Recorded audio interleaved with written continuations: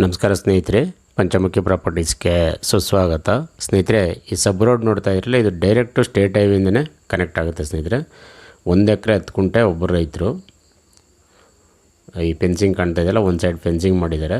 1 ಎಕರೆ 10 ಗುಂಟೆಗೆ ಒಬ್ಬರು ರೈತರು ಬರ್ತಾರೆ. ಬ್ಯಾಕ್ ಸೈಡ್ ಇನ್ನೊಂದು ಲ್ಯಾಂಡ್ ಇದೆ, 1 ಎಕರೆ ಇದಕ್ಕೆ ಅಟ್ಯಾಚ್ ಆದಂಗೆ. ಅದಕ್ಕೂ ಸಪ್ರೇಟ್ ರೋಡ್ ಇದೆ ಸ್ನೇಹಿತರೆ. ಇನ್ನೊಬ್ಬರು ರೈತರು, ಇಬ್ಬರು ರೈತರು ಬರ್ತಾರೆ 2.25 ಎಕರೆ ಟೋಟಲ್ಗೆ. ನೀವು ಟೋಟಲ್ ಆಗಬೇಕಾದ್ರೂ ತಗೊಳ್ಬೋದು ಸ್ನೇಹಿತರೆ, 2.25 ಎಕರೆನೂ. ಇಲ್ಲ ನಮ್ಮ ಬಜೆಟ್ ಇದೆ 1.25 ಎಕರೆ ತಗೊಳ್ತೀನಿ ಅಂದರು ನೀವು ತಗೊಳ್ಬೋದು, ತೊಂದರೆ ಇಲ್ಲ. 2 ಕಡೆಗೂ ರೋಡ್ ಸಪ್ರೇಟ್ ಇದೆ.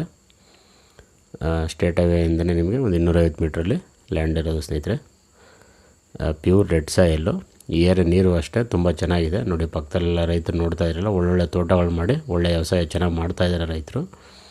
ತೆಂಗು ಈ ಥರ ಬಾಳೆ ಎಲ್ಲ ಹಾಕ್ಕೊಂಡಿದ್ದಾರೆ.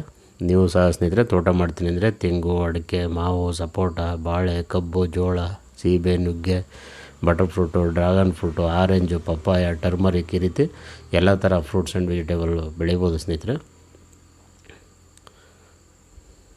ಅದಲ್ಲದೆ ನೀವು ಫಾರೆಸ್ಟ್ರಿ ಬೆಳೆನೂ ಸಹ ಮಾಡ್ಬೋದು. Teak wood, sandalwood, red sandal, mahogany, ಎಬ್ಬೇವು, ಸಿಲ್ವರ್ ಉಕ್ಕು, ಈ ರೀತಿ.